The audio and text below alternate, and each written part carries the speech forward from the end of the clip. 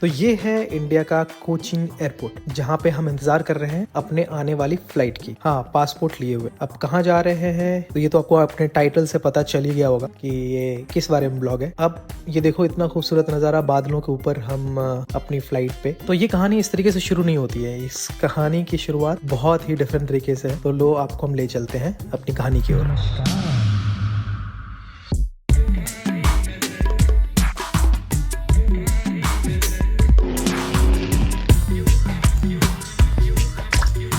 नमस्ते and hello everyone, आप सबका स्वागत है मेरे नए व्लॉग में, जो है मालदीव टूर डे 1 पार्ट 1, जिसमें हम आपको बेसिकली बताएंगे कि हमने अपना सफर कैसे तय किया अपने घर से मालदीव तक और क्या एक्सपीरियंसेस किए। तो हम सुबह 6 बजे निकले अपने घर से, यानी बोकारो से रांची के लिए, जो लगभग 110 किलोमीटर है, और हमने ये सफर लगभग 2 घंटे 45 मिनट में तय कर लिया। रांची के बिरसा मुंडा एयरपोर्ट पे पहुंच करके अपना लगेज चेक इन किया, फिर सिक्योरिटी होते हुए फ्लाइट के लिए पहुंचे। 10:25 हमारी फ्लाइट थी दिल्ली के लिए रांची से, जिसमें हमें लगने वाले थे करीबन 1 घंटे 55 मिनट, और इसमें हम तय करने वाले थे 1200 किलोमीटर। वहां पहुंचने के बाद हमने थोड़ा लंच किया एयरपोर्ट पे, जहां हमने देखा कि ये कबूतर घूम रहा है, जो कि आप भी देख सकते हो।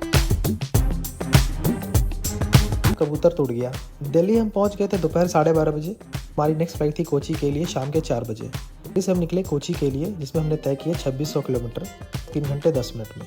कोची हम पहुंच गए शाम के 7:30 बजे, जहां पे फिर हमने अपने होटल में चेकिंग किया, और उसके बाद हम गए बगल के लुलु मॉल में, जहां हमने ढेर सारी शॉपिंग की, मस्ती की और वापस आ गए। फिर हम नेक्स्ट डे सुबह तैयार होकर के पहुंचे एयरपोर्ट, और वहां पे हम इंतजार करने लगे अपनी फ्लाइट का, जो थी कि हमारे मालदीव्स के लिए 10 बजे के आसपास। फिर हमने कुछ नाश्ता किया, और नाश्ता करके फिर हम ढेर सारी बातें करने लगे, कि प्लान्स डिस्कस करने लगे कि हम वहां जाकर के कितनी मस्तियां करने वाले हैं। So we were very excited. और तो आपको दिखाता हूँ, हमारी फ्लाइट आ गई और हम फ्लाइट के लिए चेकिंग करने लगे। और ये देखो नज़ारा फ्लाइट के ऊपर से, बादलों के बिल्कुल ऊपर, और बहुत ही खूबसूरत नज़ारा था। और हम मस्ती से चीज़ों को देखना, चुटकी में दिखाते हैं आपको कैसे पहुंचे। तो कोची से करीबन 1 घंटे 5 मिनट की फ्लाइट थी हमारी, तो 820 किलोमीटर की दूरी तय करके हम पहुंचे सीधा माले। और माले के ऊपर से का दृश्य दिखाऊं तो ये देखो कितना खूबसूरत नज़ारा है। नीचे देखो बहुत छोटे छोटे आइलैंड्स हैं, और कितना खूबसूरत नज़ारा है, बहुत ही मज़ेदार नज़ारा है। तो फाइनली हम गाइस पहुंच गए माले, और माले पहुंच करके हमने अपना इमिग्रेशन कराया, अपना लगेज कलेक्ट किया, और उसके बाद हम पहुंचे। एक काउंटर बना था हमारे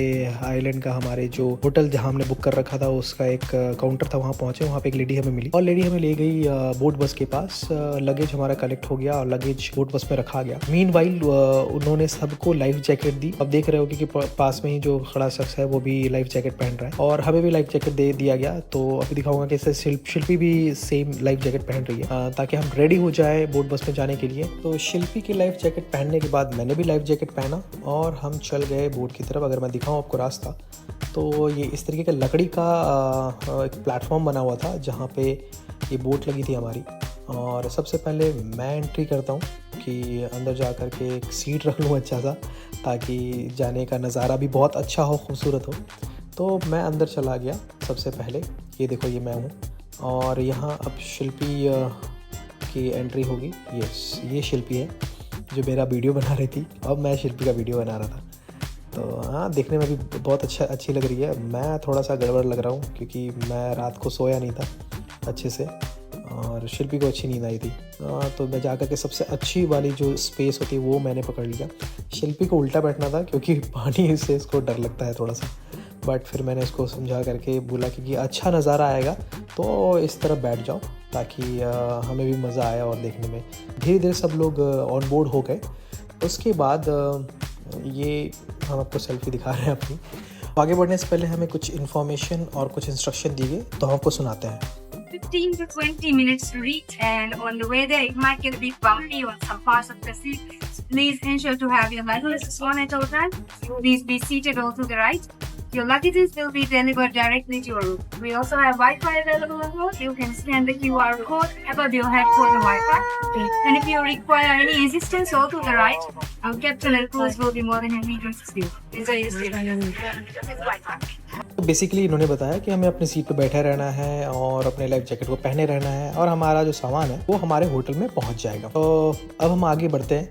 तो हम अब बात करेंगे इंडिया और मालदीव्स के रिलेशनशिप के बारे में। India one of the first nation है जिसने मालदीव को रिकॉग्नाइज किया है उसकी इंडिपेंडेंस के बाद 1966 से। दोनों बहुत अच्छे मिलिट्री, स्ट्रेटेजिक, इकोनॉमिक और कल्चरल रिलेशनशिप शेयर करते हैं। इंडिया शुरू से ही मालदीव को सपोर्ट करता आया है उसके रीजनल इशू को संभालने में। 1976 में एक मिलिट्री ट्रीटी भी साइन हुआ है दोनों के बीच में। 1988 में कॉम्प्रिहेंसिव ट्रेड एग्रीमेंट भी साइन हुआ है। इंडिया ने बहुत यहाँ इकोनॉमिक एड दिया है, बहुत बायलैटरल प्रोग्राम में हेल्प किया है, जैसे infra development, health, telecom, labour resource provide करने में।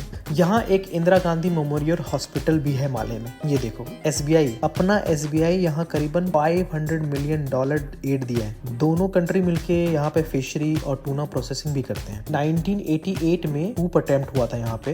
यहाँ का एक बिजनेसमैन था अब्दुल्ला लुतुफी करके, जो कि साथ ले रहा था श्रीलंकन ग्रुप, इसका नाम था people liberation organisation of Tamil. और सब पे लगभग वो लोग कब्जा कर ही लिया था। गवर्नमेंट ऑफिस हो, गवर्नमेंट बिल्डिंग्स हो, एयरपोर्ट हो, पोर्ट हो, टीवी स्टेशन हो, रेडियो स्टेशन हो। फिर इंडिया के इंटरवेंशन के बाद इंडियन आर्म फोर्सेस ने बोला भाई ऐसे कैसे, और फिर एक ऑपरेशन चलाया जिसका नाम था ऑपरेशन कैक्टस। इधर कैक्टस गया अंदर और कूप हो गया बाहर। उसके बाद वहाँ सब कुछ सही हो गया। 2014 का बात करूँ तो यहाँ पे एक बहुत भयंकर वाटर क्राइसिस आया था दिसंबर में, जिसमें इंडिया ने अपना INS सुकन्या और INS दीपक यहाँ भेजा था फ्रेश वाटर लेकर के, जिससे कि यहाँ पे सब कुछ सही हो पाया। 2020 का बात कर लो, जो कोविड क्राइसिस आया था, सब गोल हो गया था यहाँ पे, टूरिज्म वगैरह सब कुछ बंद, पूरा दुनिया ही बंद था। तो इंडिया ने फाइनेंशियल और मटेरियल और लॉजिस्टिक सारा तरीके का हेल्प किया था। और रिसेंटली अभी जो मालदीव का न्यू प्रेसिडेंट बना है मोहम्मद मोइज़ू, नमक हराम, धोखेबाज, पूरा एकदम क्या बताया, इस तरीके का निकल गया। और उसने क्या लॉन्च किया, इंडिया आउट कैंपेन लॉन्च कर दिया ताकि चाइना को खुश कर सके। खैर बाकी बातें बाद में, तब तक आप नज़ारा लें ये चीज़ें।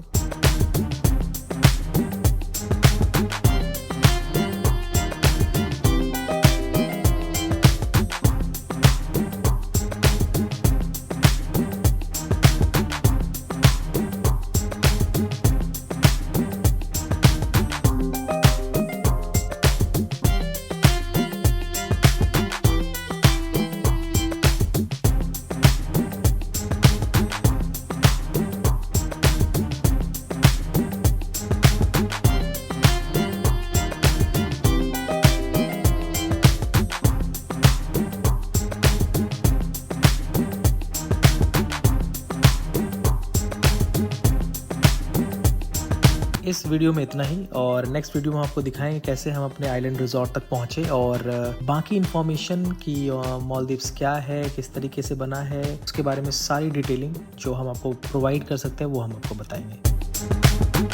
Support us, keep watching us.